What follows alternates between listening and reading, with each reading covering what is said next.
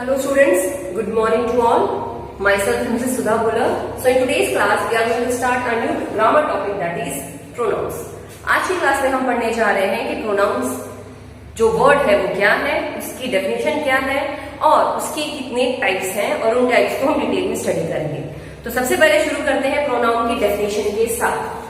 A pronoun is a word that stands for a name or for a person or thing or for a group of persons or things.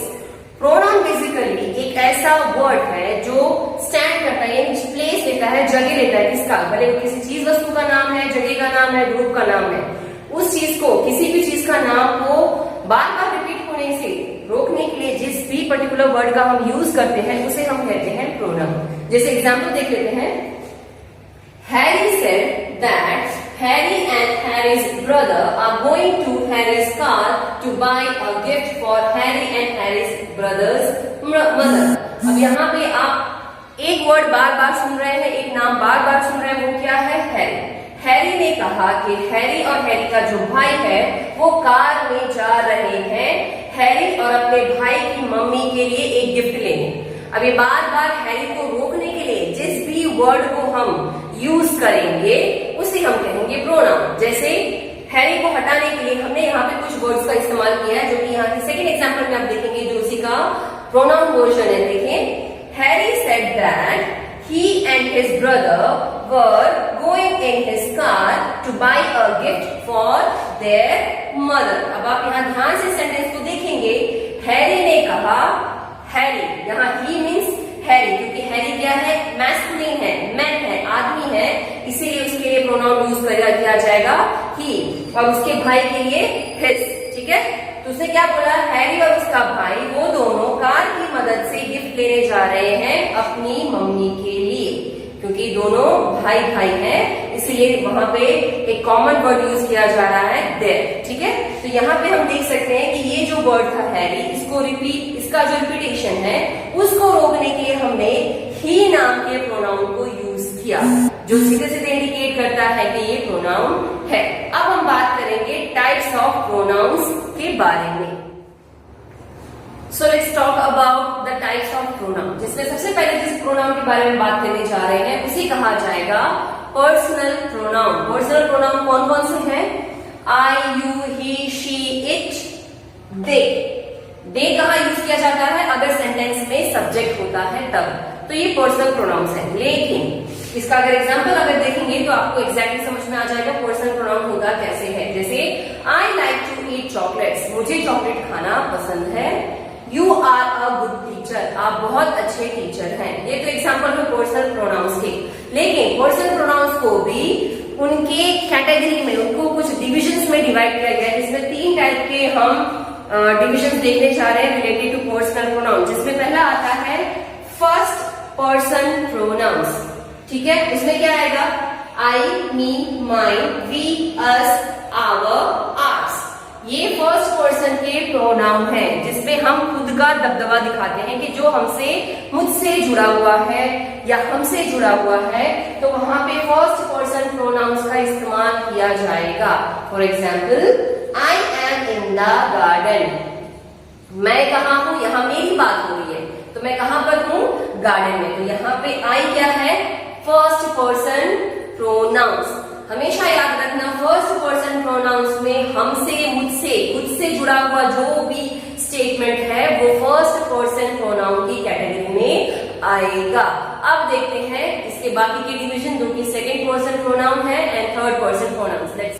तो second, अब देखते हैं second person pronoun, जिसमें आ रहा है you, your, yours. यानी ये तीनों चीजें जहां कहीं भी आपको सेंटेंसेस में नजर आएंगी उसे हम सेकंड पर्सन प्रोनाउन कह सकते हैं। Example, you are listening to the radio. तुम क्या सुन रहे हो? रेडियो को सुन रहे हो। तो यहाँ पे तुम्हारे बारे में बातचीत की जा रही है, इसीलिए सेकंड पर्सन प्रोनाउन के बारे में बात करेंगे। Then comes third person pronouns, यानी थर्ड पार्टी, ना मेरा ना तुम्हारा, बाकी के लोगों के लिए जो हम प्रोनाउन का यूज करते हैं उसे हम कहेंगे थर्ड पर्सन प्रोनाउंस। जो कौन कौन से देख लेते हैं। He, him, his, she, her, hers, it, its, they, them, their, theirs। यानी यहाँ पर न मेरा न तुम्हारा, हम दोनों को छोड़ करके बाकी जिन किसी लोगों के बारे में हम बात करेंगे तो वहां पे थर्ड पर्सन प्रोनाउन आएगा। For example, he works in an advertising agency. यहाँ पे मैं किसी और के बारे में बात कर रही हूँ, ठीक है। जिस किसी के साथ मेरा कन्वर्सेशन शुरू हुआ है, हम दोनों के बीच में बातचीत जो हो रही है वो किसी थर्ड पर्सन की हो रही है, इसीलिए यहाँ पे हमने यूज किया है प्रोनाउन में ही। वो एक एडवर्टाइजिंग एजेंसी में काम करता है। तो ये थे आपके पर्सनल प्रोनाउंस। इसके भी कुछ रूल्स हैं। पर्सनल प्रोनाउंस में खास करके जब सेंटेंस में प्रेडिकेट होता है, यानी क्रिया, द एक्शंस, आपने देखा होगा सेंटेंसेस दो चीजों पर डिपेंडेंट होती है, एक होता है सब्जेक्ट और एक होता है प्रेडिकेट।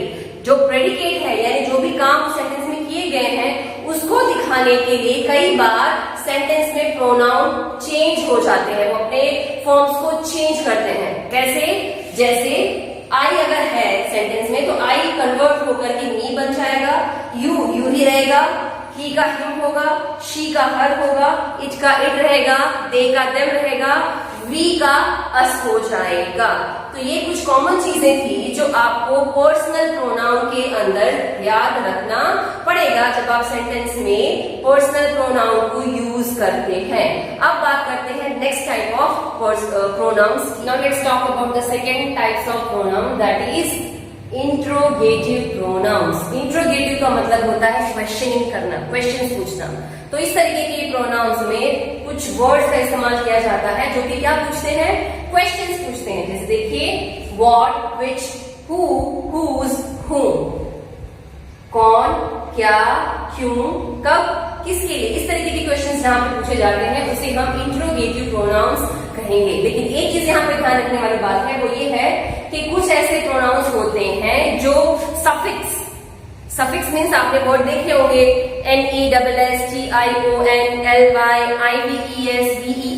हाँ, जो मीनिंग को उसकी वैल्यू बढ़ाने के लिए, किसी भी वर्ड का उसकी वैल्यू बढ़ाने के लिए जो इस्तेमाल किया जाता है एट द एंड, उसे हम कहते हैं सफिक्स। तो यहाँ पे कुछ ऐसे भी प्रोनाउंस होंगे जिसके एंड में सफिक्स का भी इस्तेमाल किया जाएगा, तो वो हम कह सकते हैं इंट्रोगेटिव प्रोनाउंस है। For example, Who will play the violin for you? तुम्हारे लिए वायलिन कौन बजाएगा?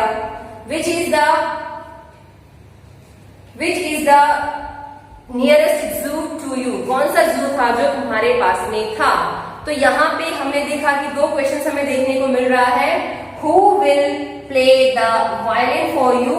जहाँ पे who और which ये दोनों चीजें जो हैं वो क्वेश्चन कर रही हैं। तो इस तरीके के जो प्रोनाउंस होते हैं उसे हम इंट्रोगेटिव प्रोनाउंस के नाम से जानते हैं। Now let's see the next type. Next pronoun is relative pronouns. अब रिलेटिव वर्ड जो है वो सीधे दिखा रहा है कि हम जब एक चीज को दूसरे चीज से जोड़ने का काम करते हैं, रिलेट करने का काम करते हैं, तो हम उसे रिलेटिव कहेंगे। तो यहाँ पे कहीं ना कहीं वही बताया गया है, relative pronoun which connects two statements by replacing the noun. Relative pronoun किसे कहा जाता है? जो दो स्टेटमेंट्स, दो कही हुई जो बातें होती हैं उनको जोड़ने का काम करता है, नाउन की जगह को हटा करके, यानी नाउन को हटा करके जिस वर्ड से हम दो सेंटेंसेस को, दो स्टेटमेंट्स को जोड़ने का काम करते हैं उसे हम कहेंगे relative pronouns. For example, this is my house. यहाँ पे पहला स्टेटमेंट एंड हुआ, माई अंकल बॉट दिस हाउस। ये मेरा घर है, मेरे अंकल ने ये खरीदा था। ओके, दो अलग अलग सेंटेंस है। अब यहाँ पे हमें प्रोनाउन को ऐड करना है, वो भी कौन सा वाला? रिलेटिव। तो चेंज करके कैसे लिखा जाएगा? This is the house which my uncle bought. तो यहाँ पे आप देखेंगे कि दिस हाउस जो कि नाउन है, इस पर्टिकुलर हाउस के बारे में बात कर रहे हैं जो कि नाउन है, इसको हटाने के बाद एक वर्ड ऐड हो गया है, कौन सा? विच। ओके, तो ये हो जाता है relative pronoun. Let's talk about the next type of pronoun, that is reflexive pronoun. अब रिफ्लेक्सिव प्रोनाउन क्या है? When reflexive pronoun is used when the object of a sentence is the same as the subject. किसी भी sentence में अगर object है, कोई चीज है, उसको सब्जेक्ट की जगह पर रखा जाता है या सब्जेक्ट जैसा दिखाया जाता है। सब्जेक्ट मीन्स द कर्ता, करने वाला, जो पूरा काम कर रहा है, ठीक है, सेंटेंस में, तो उसे हम कहेंगे रिफ्लेक्सिव प्रोनाउन। रिफ्लेक्ट करना मीन्स सामने वाले को दिखाने की कोशिश करना, राइट? तो यहाँ पे वही बात की जा रही है। जैसे क्या बताया जा रहा है, एग्जाम्पल आप देखेंगे ध्यान से, आपको पता लग जाएगी। ईच पर्सनल प्रोनाउन, अब पर्सनल प्रोनाउन के बारे में बात किया था, आई, यू, शी। हर पर्सनल प्रोनाउन जो है उसका खुद का एक रिफ्लेक्सिव फॉर्म होता है। कैसे पता लगेगा, यहाँ पे हम फॉर्म्स के बारे में बात कर लेते हैं। सबसे पहले बात करने जा रहे हैं हम यहाँ पर पर्सनल प्रोनाउन। अगर पर्सनल प्रोनाउन की बात करें तो आई का क्या हो जाएगा, myself. When you are going to change the sentence into reflexive form, then comes she का herself, he, himself, itself, they, themselves, we, ourself, you, yourself। अब अगर you प्लूरल में है तो yourself हो जाएगा, लेकिन अगर you सिंगुलर में है तो भी उसका रिफ्लेक्सिव फॉर्म कैसे देखने को मिलेगा, योरसेल्फ में ही देखने को मिलेगा। आइए इसके कुछ एग्जांपल कर लेते हैं जिससे आपका जो ये टॉपिक है रिफ्लेक्सिव प्रोनाउन आसानी से क्लियर हो जाएगा। लेट्स सी प्रोनाउन किन किन सिचुएशंस में इस्तेमाल किए जाते हैं, पहले वो समझ लेते हैं। जिसमें पहला बताया जा रहा है कि अगर रिफ्लेक्सिव प्रोनाउन में सब्जेक्ट और ऑब्जेक्ट सेम हो तो भी वहां पर सेंटेंस में हम सिमिलर यानी सेम तरीके के रिफ्लेक्सिव प्रोनाउन का इस्तेमाल कर सकते हैं। जैसे कि यहाँ पे एग्जांपल दिखाया जा रहा है, द बैंड कॉल देमसेल्व्स परिक्रमा। बैंड ने खुद को परिक्रमा कहा। यहाँ पे बैंड कौन है, सब्जेक्ट राइट, करने वाला, ठीक है, और ऑब्जेक्ट भी है, फाइन। यहाँ पे ये चीज जो है वो ऑब्जेक्ट एंड सब्जेक्ट दोनों चीज अगर जब सेम एक ही चीज को डिनोट करता है यानी सब्जेक्ट और object of the sentence is same, तो वहां पर हमने देमसेल्फ नाम का जो रिफ्लेक्सिव प्रोनाउन है उसका इस्तेमाल किया। दूसरी सिचुएशन देखते हैं, when they are used as the object of a preposition and subject and object are the same। जब किसी भी सेंटेंस में जो ऑब्जेक्ट है वो प्रीपोजिशन की जगह पर इस्तेमाल किया जाता है और सेंटेंस में रहा हुआ जो सब्जेक्ट है और जो ऑब्जेक्ट है यानी चीज है और जो करता है, करने वाला जो है वो भी सेम होगा, तो वहां पर हमें रिफ्लेक्सिव प्रोनाउन देखने को मिलेगा यानी हम वो लगाएंगे। जैसे कि एग्जांपल देखें, I bought a gift for myself। Fine, myself is the subject, ठीक है, you can say gift is a object, a is the position, you can say, ठीक है। तो यहाँ पे इस सेंटेंस में सब्जेक्ट ऑब्जेक्ट एक ही चीज हो रहा है और प्रीपोजिशन की जगह पे हमने यूज किया यहाँ पर myself जो कि एक रिफ्लेक्सिव प्रोनाउन माना जाता है। तो यहाँ पर हम कह सकते हैं कि जिस भी सेंटेंस में प्रीपोजिशन की जगह पर ऑब्जेक्ट का इस्तेमाल किया जा रहा हो और सेंटेंस में रहे हुए जो सब्जेक्ट है, जो करता है वो और जो चीज है दोनों सेम ही चीज के बारे में डिस्कस करें तो उसे हम रिफ्लेक्सिव प्रोनाउन का एग्जाम्पल कह सकते हैं। थर्ड सिचुएशन देखिए, so here is the third situation that is they are used when you want to emphasize the subject. जब आपको सब्जेक्ट को बहुत अच्छे तरीके से समझाना है, उसे हाईलाइट करना होता है, तब भी हम रिफ्लेक्सिव प्रोनाउन का इस्तेमाल करते हैं। एग्जांपल देखेंगे, they ate all the chocolates themselves. उन्होंने खुद से ही सारे चॉकलेट्स को खा लिया। तो यहाँ पे दे मीन्स द सब्जेक्ट और देमसेल्व्स अगेन खुद के बारे में ही बता रहे हैं, तो यहाँ पे हम रिफ्लेक्सिव प्रोनाउन दे सकते हैं। और एग्जाम्पल देखें तो she cooks for dash every day. She means उसके बारे में बात कर रहे हैं, तो आप सेकंड पर्सन याद करेंगे तो आपको पता लग जाएगा। तो शी का सेकंड पर्सन क्या था, herself. She cooks for herself every day, वो खुद के लिए रोज खाना बनाती है। I taught dash to draw. Now सबसे पहले तो ये पता करना पड़ेगा कि आई कौन से टाइप का प्रोनाउन है। तो I is a personal pronoun, first pronoun माना जाएगा। आई टॉट मैंने खुद से सिखाया, अब खुद को सिखाया तो I taught myself to draw, यहाँ पे आ जाएगा माई सेल्फ। तो यहाँ पे हमने देखा रिफ्लेक्सिव प्रोनाउन के डेफिनेशन, सिचुएशंस एंड उसके एग्जांपल्स। अब बात करने जा रहे हैं हमारा last type of pronoun that is possessive pronoun. Let's see possessive pronoun क्या है। Now let's talk about the last type of pronoun that is possessive pronoun. Possessive pronoun किसको कहा जाता है, जो हमारा है, जिसपे हम अपनी पावर दिखाते हैं कि ये मेरा ही है, उस तरीके के प्रोनाउन को हम पोजेसिव प्रोनाउन कहेंगे। जैसे यहाँ पे देख सकते हैं, possessive pronouns are words like mine, yours, his, hers, ours, theirs. इस तरीके के वर्ड्स का जहां पे भी इस्तेमाल किया जाता है उसे हम पोजेसिव प्रोनाउन कहेंगे। जनरली किसी भी सेंटेंस में अगर पोजेसिव प्रोनाउन होगा तो वहां पे कभी भी नाउन नहीं होता, यानी वो नाउन को फॉलो नहीं करता है। नाउन मीन्स किसी भी चीज किसी का नाम को फॉलो नहीं करता। अगर किसी सेंटेंस में नाउन है और प्रोनाउन उसको फॉलो करने जा रहा है तो वो पॉजेसिव एडजेक्टिव हो जाएगा, ना कि पॉजेसिव प्रोनाउन। फटाफट से इसका एग्जांपल देख लेते हैं जिससे आपको जो इसके डाउट्स है वो आसानी से क्लियर हो जाएंगे। जैसे पहला आ रहा है, this is my book, where is yours, ये मेरी बुक है, तुम्हारी कहाँ है। मेरा मीन्स ये तो मेरा हो गया, लेकिन जब हम दूसरे के बारे में पूछ रहे हैं तो हम नेचुरल है उससे उसको इंडिकेट करने वाला जो वर्ड है उसको हम अंडरलाइन करेंगे, तो यहाँ पे पॉजेसिव प्रोनाउन हो जाएगा योर्स।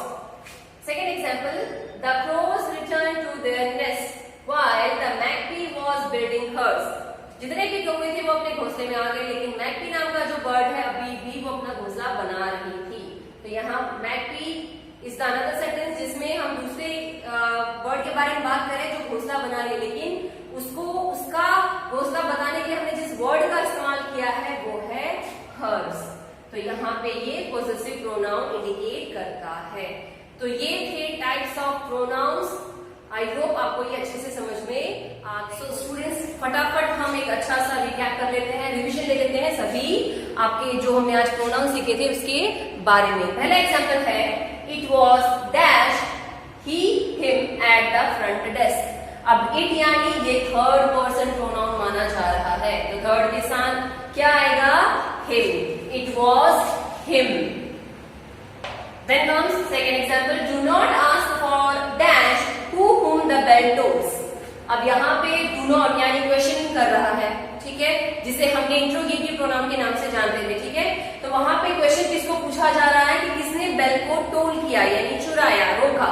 तो यहाँ पे whom नहीं आएगा, who, क्योंकि सिंगल के लिए यूज किया जा रहा है। Who the bell tolls।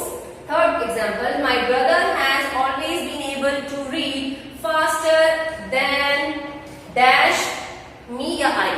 मेरे भाई के पास हमेशा ये कैपेबिलिटी थी कि वो मुझसे पहले रीड कर लेता था। तो यहाँ पे my है यानी फर्स्ट पर्सन प्रोनाउन है, तो my का क्या हो जाएगा, me। तो ये थे आपके आज के ग्रामर का topic, types of pronouns and उसकी हमने अलग अलग एग्जांपल्स किए। आई होप आपको ये जो टॉपिक है अच्छे से क्लियर हो गया होगा। Thank you.